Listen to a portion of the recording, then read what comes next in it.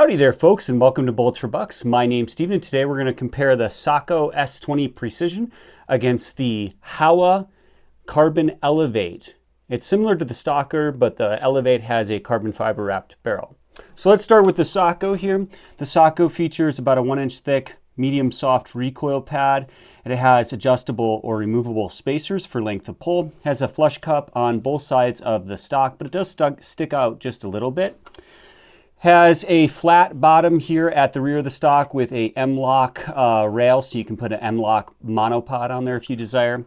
Kind of a Target style stock cut out right here. Has an adjustable comb height. It's just push button, works pretty well. I like it. Then coming forward, you have almost a 90-degree pistol grip with texturing on the polymer and a pretty substantial palm swell. And then you can actually remove 2 Torx head screws, and you can remove this butt stock. So you can take this rifle down for traveling and compatibility, or you can actually swap it out with a thumb hole hunter style stock that makes this rifle a little bit lighter. This rifle in this configuration comes in about 8.6 pounds in 300 Winchester Magnum, and it has an overall length of about 47 inches. Then coming forward, you have a plastic trigger guard, a plastic removable magazine. You can get this in 3+1 or 5+1 capacity.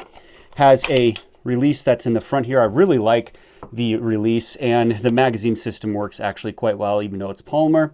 The trigger on this is a single stage trigger, but you can get it in a 2-stage trigger. Adjustable down to about 2.5 pounds, and the blade you can actually adjust forward and backward for length of pull as well, which is really unique. Has 0 creep, 0 over travel, excellent trigger, and it comes with a curved trigger blade.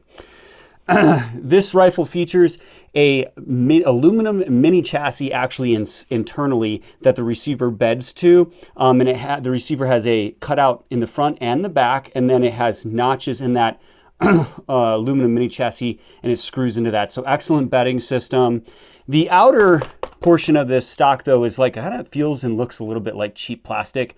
That's a little bit of a negative in my opinion, but the aluminum mini chassis within means that this thing is bedded very well and structurally sound.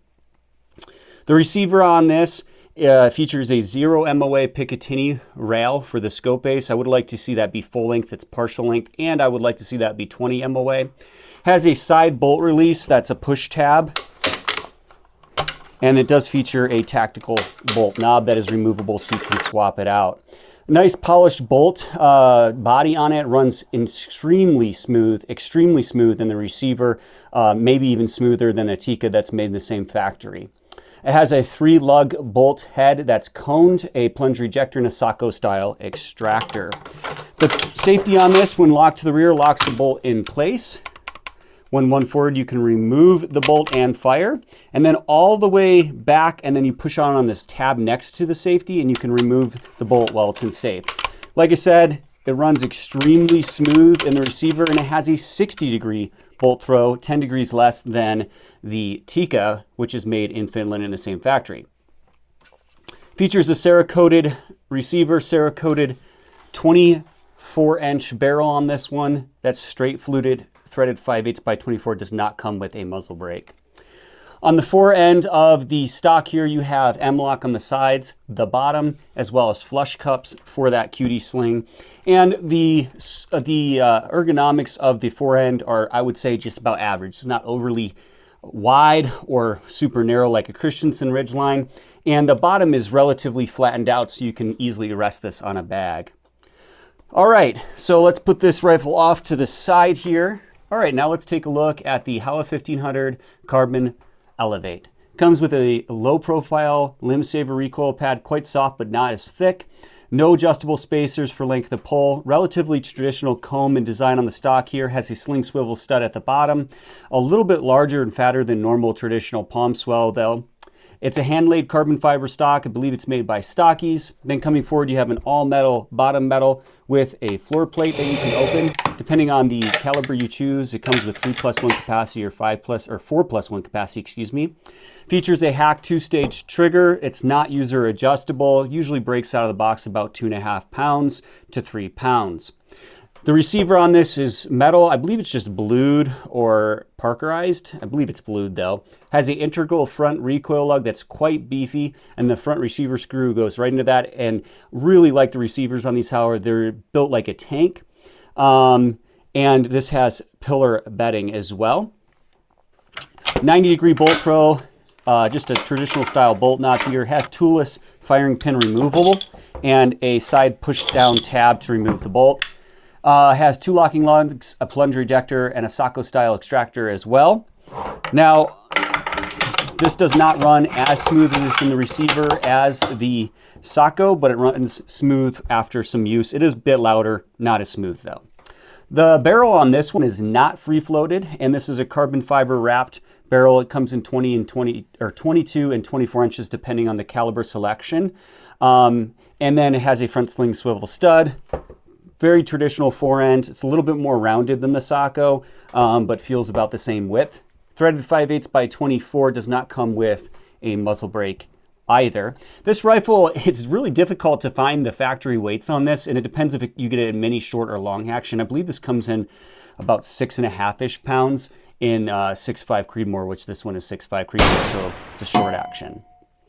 Obviously, the Howa actions and barrels come out of Japan, and the rifle itself is pretty nice. You can get it with different paint patterns on the stock to kind of mix up. This is just like a clear gel coat over carbon fiber. All right, now that we've taken a look at the Howa 1500s, the Howa Elevate, let's go ahead and take them to the range and see how they perform.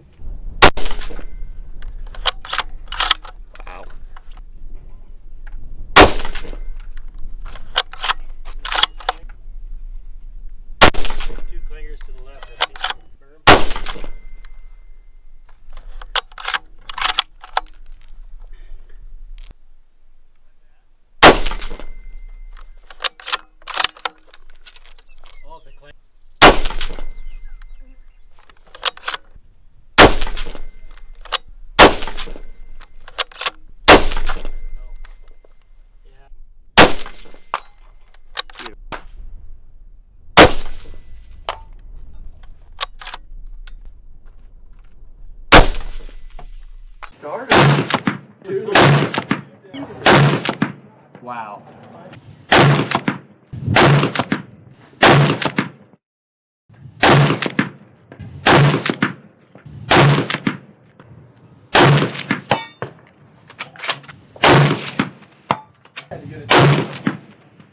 All right, now that we're back from the range, let's go over the Sako. The Sako performed absolutely flawlessly, extracted, ejected, fed, fantastic and smooth. Ergonomics are phenomenal on this rifle, the way it's designed. And because it's a heavier rifle, it mitigates felt recoil quite well. Shoots like a dream. Given the very small sampling of factory ammunition shot out of both of them, I can't definitively say one is more accurate than the other. They're both certainly capable of sub-MOA. The Howa Stalker, or the Howa Elevate, excuse me, is extremely accurate, was capable easily of half MOA with factory ammunition, and for being a much lighter rifle, that's pretty significant. It also extracted, ejected, and ran smoothly. I will say the receiver doesn't run nearly as smooth feeling as the Sako, but it functions just fine.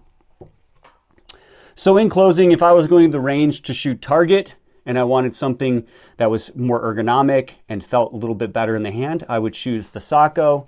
If I was going hunting and wanted something more lightweight and streamlined, I would choose the Howa Stalker. Hope you enjoyed, or the Howa Elevate. I would choose the Howa Elevate. Hope you enjoyed this comparison of the Sako S20 versus the Howa Carbon Elevate.